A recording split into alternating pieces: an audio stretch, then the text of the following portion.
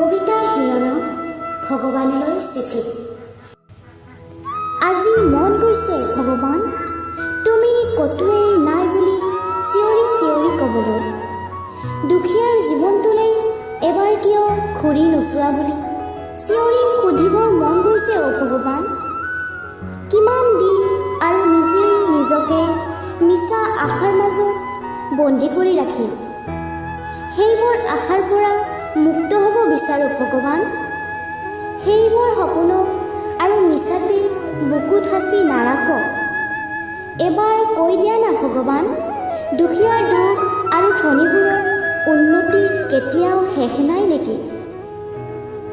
খোৱাবোৰে সদায় পায়েই থাকক, একো নোপোৱা মানুহখিনিৰ পৰা পাৰিলে আকৌ কাঢ়ি লৈ যাওক। এতিয়া যিজন বলি তাৰেই সকলো, যিজনৰ ওচৰত আছে ক্ষমতা তাৰ ওচৰত আমি সকলো পৰাধীন। আমিবোৰ জানো শান্তিত থাকিব পাৰিম ভগৱান? তুমি এবাৰতো আমাৰ ফালেও চোৱা। আমাৰ দৰে দুখীয়া মানুহৰ দুখ কষ্টবোৰৰ মাজতেই জীৱনটো পাৰ হৈ যায়। আমাৰ জীৱনৰ দুখ কষ্ট সমস্যাবোৰৰ চিঠি লিখিব লাগিলে চিঠিৰ পৰা এখন কিতাপেই হ'ব চাগে। তুমি সকলোৰে দুখ কষ্টবোৰ দূৰ কৰোঁতে আমাৰ ফালে চাবলৈ চাগে সময়েই নহয়। আৰু কেইদিনমান অপেক্ষা কৰোঁ ভগৱান।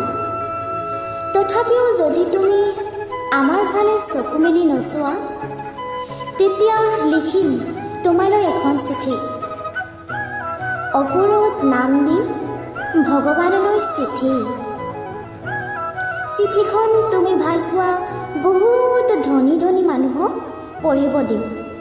কি জানিবা তেতিয়া তুমি আমাৰ দুখৰ জীৱনৰ কথাবোৰ শুনি পোৱাই।